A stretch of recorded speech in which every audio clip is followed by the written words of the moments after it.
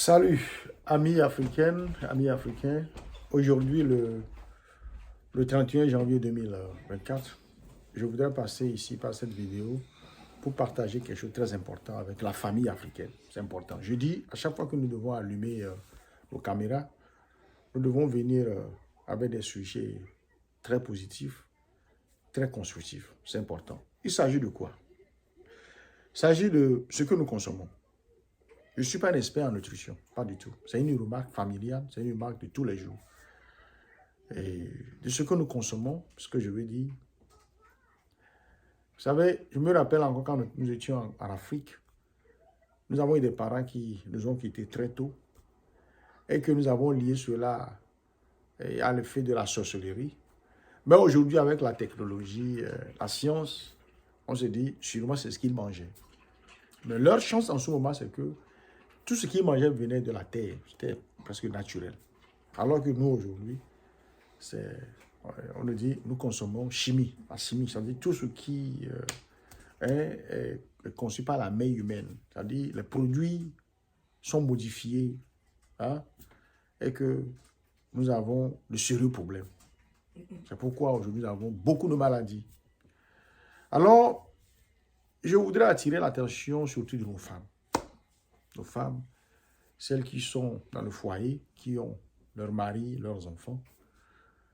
Et tout d'abord, je voudrais aussi dire merci à ces femmes qui font le travail, qui nous aident. Et tout ce qu'elles font ne sont pas aujourd'hui donné à n'importe quelle femme. Voilà. Mais il y a un problème qui vient de la cuisine, qui vient de ce que nous consommons. Si nous devons nous rendre à l'hôpital après des examens, le docteur nous dit souvent que tu as ce problème, tu as ce problème, tu as ce problème. Et tu te demandes comment ça vient, ça dit ces problèmes, bon, qu'est-ce qui cause ça? C'est-à-dire tu as peut-être le diabète, tu as peut-être l'hypertension, tu as ça. Donc on cherche à savoir pourquoi. Donc les docteurs nous disent souvent que ça vient de ce que nous consommons, de ce que nous mangeons tous les jours. Alors qu'en tant qu'Africains, nous mangeons près de 70% de ce qui sort de nos cuisines. Je comprends, des fois on va au boulot, on est obligé de manger comme les autres, acheter, manger dehors. Mais ce n'est pas tout le temps. Les Africains consomment de tout ce que leurs femmes leur préparent, ou bien ce que nous préparons nous-mêmes.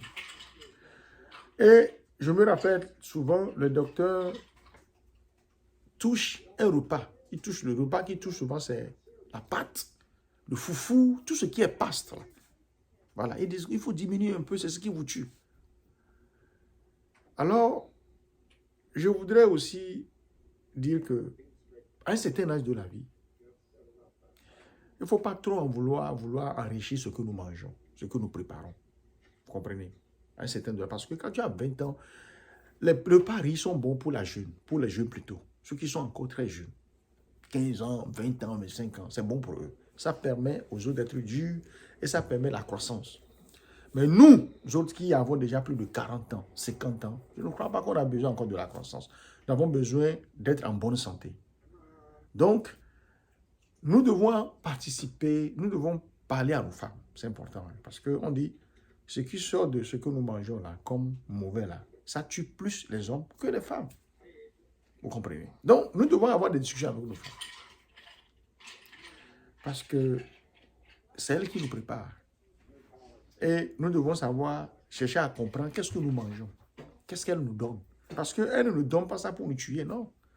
Elles font ce qu'elles trouvent naturel, c'est-à-dire normalement à faire. C'est normal de préparer à ton mari, bon voilà, voici le repas. Mais il faut que la richesse de ce que nous mangeons diminue. Il ne faut pas trop mettre des choses dedans. Parce que ça nous crée des maladies et déjà à 60 ans, nos corps ne pourront plus supporter. C'est ce qui fait que nous partons très tôt de ce monde. Vous comprenez? Je ne suis pas ici à faire ces vidéos pour dire non, c'est vrai. C'est important que nous puissions participer parce qu'aujourd'hui, avec une petite éducation, tu comprends déjà que ça là, je ne peux pas le faire, ça là, je ne peux pas le faire, ça là, je ne peux pas le faire. Donc, encore une fois, pour ne pas faire la tautologie, je demande à nos femmes, à nos jeunes mamans, de revoir ce qu'elles donnent aux hommes dans la cuisine. Parce que nous consommons plus de ce qui sort de la cuisine et que si les repas sont tout riches, à un certain âge, ça va nous créer beaucoup de maladies.